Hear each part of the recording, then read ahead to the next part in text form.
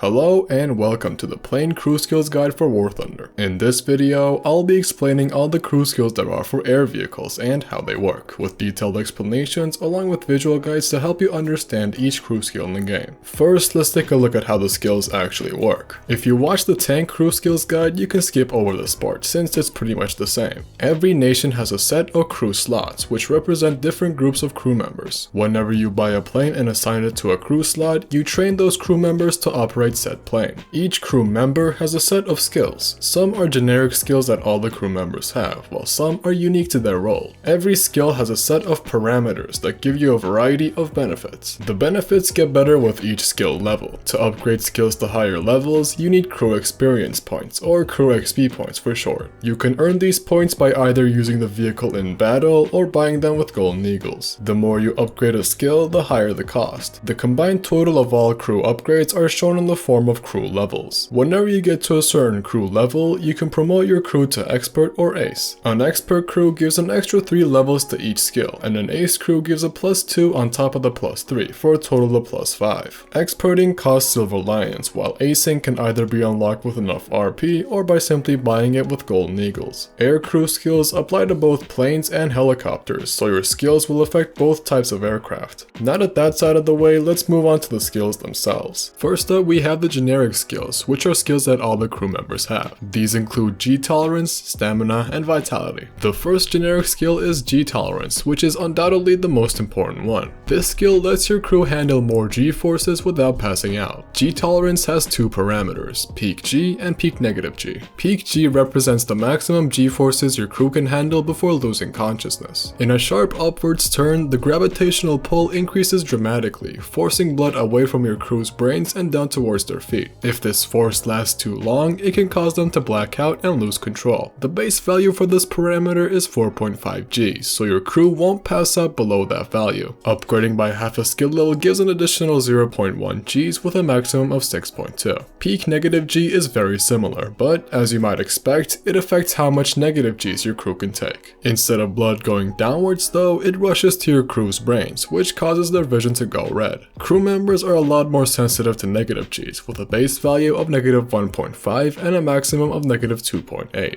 Upgrading G tolerance to the max will cost you 2,571 crew XP points.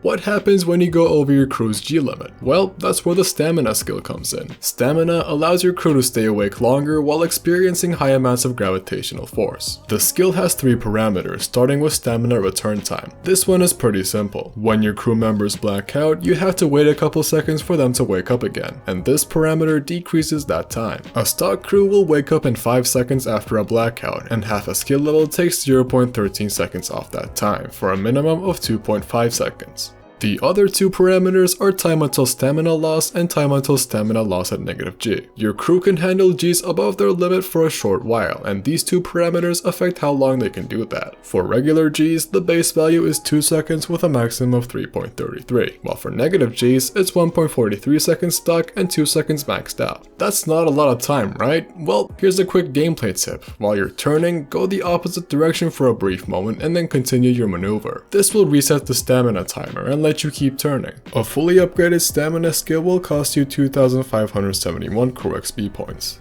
And the last generic skill is vitality. This one is pretty straightforward. It increases your crew members' health points. Each half a skill level will give your crew an additional 10% HP for a maximum of 300% at the cost of 4,027 crew XP points. It's the most expensive skill out of them all, but it might save you from a pilot snipe. Now we move on to the unique skills, starting with the pilots. First up is Keen Vision. Like with tanks, Keen Vision increases the range at which you can spot enemies. The skill has 5 parameters and will start with the spotting ones. There are 3 parameters regarding detection, namely line of sight, against the sun, and look down. Line of sight detection lets you spot enemies further when you're looking directly at them with your camera. So let's say there's an enemy to your right. If you pan your camera in that direction, a stock pilot will be able to detect enemies 3 2.8 kilometers away. Each half a skill level will give an extra 19 meters, and if you max out the skill, you'll double the base value. But that's assuming the conditions are perfect. What if the enemy's flying close to the sun? Well, obviously your pilot won't be able to see as much, and that's where the next parameter comes in. Detection range against the sun is how far your pilot can spot enemies when they stand in front of the sun. The base stat is quite low, only 0.95 kilometers, and half a skill level increases it by 5 meters. The maximum you can get is 1.9 kilometers. In this next case, imagine the enemies flying below your plane. Since your pilot can't see down there, the spotting range is once again limited, and the look down detection range parameter affects that distance. A stock pilot can only see 0.95 kilometers below them. Half a skill level will give an extra 5 meters, and the furthest you can spot below you is 1.9 kilometers. Aside from spotting, keen vision also affects air-to-air missile detection. When an enemy aircraft launches an AAM, the missile will be marked with a small diamond symbol, and these two parameters affect how fast and how far they get marked. The first parameter is launch detection delay. After an AAM gets launched, it'll stay unmarked for 2 seconds with a stock pilot and 0.5 seconds on a maxed out one. The second parameter is launch detection range, which lets missiles get marked farther. 5 kilometers is the stock value, and each half a skill level adds an extra 25 meters on top for a maximum of 10 kilometers. For a useful skill like this with all its parameters, it's relatively cheap, only costing 2,620 crew XP points to upgrade to the max. The pilot's second and last unique skill is awareness. Keen vision was about spotting enemies where you were looking. Awareness, on the other hand, is about spotting them where you aren't. The skill only has one parameter, namely absolute identification. The base value is 380 meters, so if an enemy is creeping up behind you, you can spot them 380 meters away from your aircraft. Each half a skill level adds an extra 19 meters for a maximum of 760. While it doesn't have as many parameters as keen vision, it's a crucial skill to have, and upgrading it to the max will cost you 2,620 crew XP points.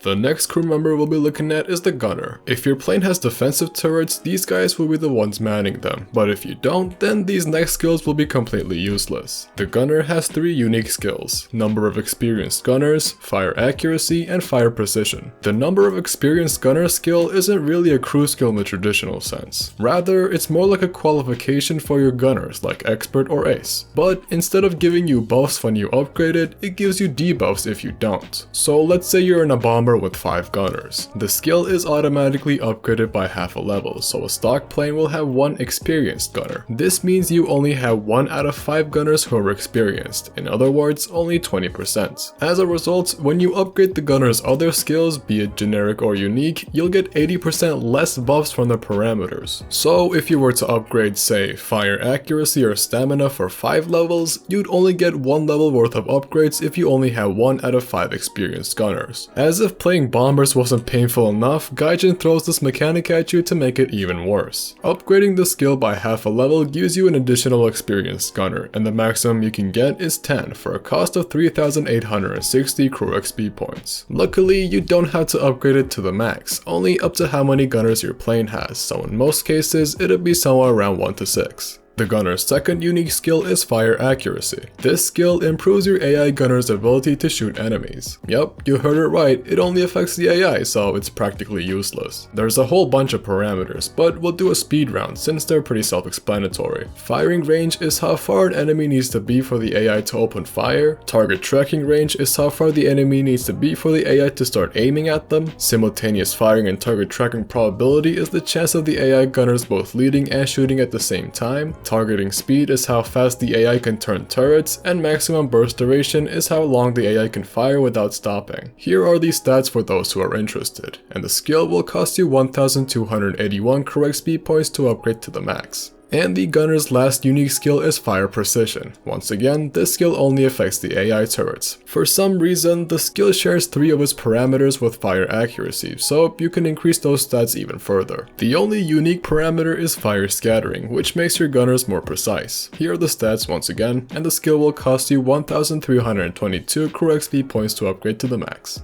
And the last crew members are the mechanic and the armor. The mechanic and armor have 4 unique skills, namely repair speed, repair rank, reload speed, and weapon maintenance. Repair speed is quite a useful skill to have. It lowers the time needed for repairs in the hangar and during battle. The first parameter is in-hangar repair time. This one decreases the time needed for free repairs. If you disable the option in the hangar, your vehicles will slowly get repaired over time, and you won't have to pay so reliance on the repair costs. Each half a skill level takes 3.3% off the time, and the fastest free repairs you can get is 33% the base value. The second parameter is minimum on airfield repair time. If your plane is damaged and you land on an airfield during battle, you have to wait 30 seconds if your mechanic is stock. Half a skill level lowers it by 1 second, and the shortest minimum repair time is 10 seconds. A pretty noticeable difference at the cost of 1,322 crew XP points. Keep in mind that this parameter affects the minimum repair time, not the total. If your plane is heavily damaged,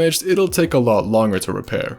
The mechanic's second unique skill is repair rank. If you've ever tried to upgrade repair speed for a plane, you might have noticed a small warning that tells you that your repair rank isn't high enough. Well, that's where this skill comes in. By upgrading it, you can get the bonuses from repair speed for planes higher than tier 1. Doing so to the max will cost you 1,340 crew XP points. Small side note, repair speed and repair rank are shared across all vehicle types, so if you upgrade it on a tank or ship for example, your planes in the same crew slot will also benefit from it. Now we move on to the armor, and his first unique skill is reload speed with a whole bunch of parameters. They can be divided into 2 groups, arcade reload speed and airfield reload speed. Arcade reload speed is how long it takes for your weapons to reload in arcade mode. The time varies from weapon to weapon. A small caliber machine gun takes about 20 seconds or so, while a large cannon will take a lot longer. Ordnance is also affected by this skill, so bombs, rockets, torpedoes, etc. will take shorter to reload as well.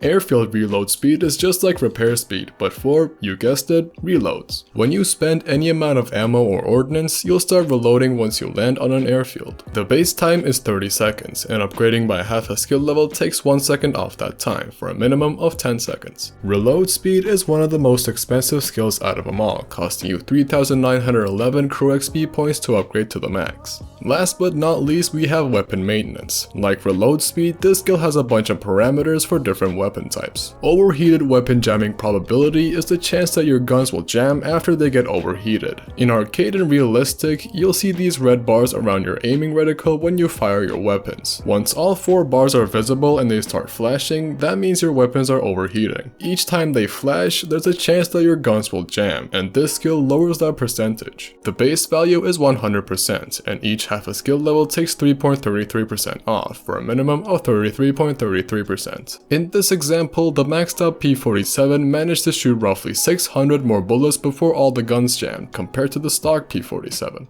The next parameters are about ordnance scattering. The tooltip says that it makes ordnance more accurate, but in my experience it doesn't really do all that much. Take a look at these examples and see for yourself.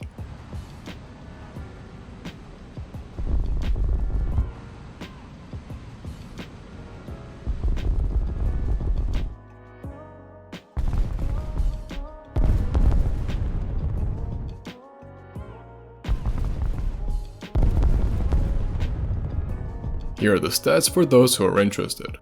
Upgrading weapon maintenance to the max will cost you 2,571 crew XP points.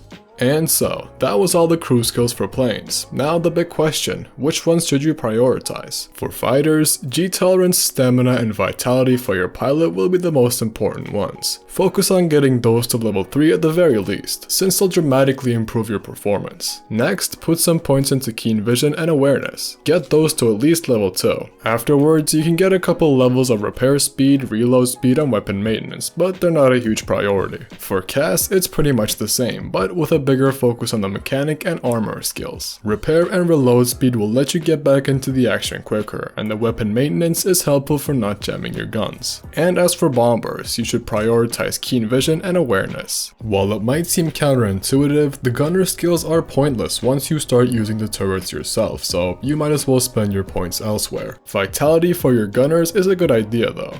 And lastly, for helicopters, the only skills you really need are vitality for your gunner and pilots, as well as weapon maintenance. Repair and reload speed can also come in handy. If you play enduring confrontation though, keen vision and awareness will be more useful. And now, a quick word about point distribution. While you don't need to distribute your points as much as with tanks, you should still do so on a smaller scale. Don't focus too much on a single skill, spend some points on some other important ones as well. Remember, qualifications give you a pretty big boost to all your skills, so distribute your points and unlock them cheaper and faster. Now for some tips on grinding crew skills. Here's one I learned way too late. If you mainly play realistic, you don't actually need to use multiple crew slots for planes. Unlike with tanks, you don't have to make a lineup in RRB, so there's no real downside to only using a single crew slot. This way, you'll keep the upgrades you've purchased, and you won't have to grind for them all over again. And if you want to get crew XP points faster, you can use air, ground, or naval vehicles. The points are stored in the same place for all game modes, so you can use whichever one you want. Speaking of game modes, arcade is actually better for grinding crew XP points. RB and Sim give you 1.15 and 0.9 crew XP points per 100 RP earned in battle respectively, while arcade gives you 3. While you do earn less RP in arcade, this can still be useful for grinding.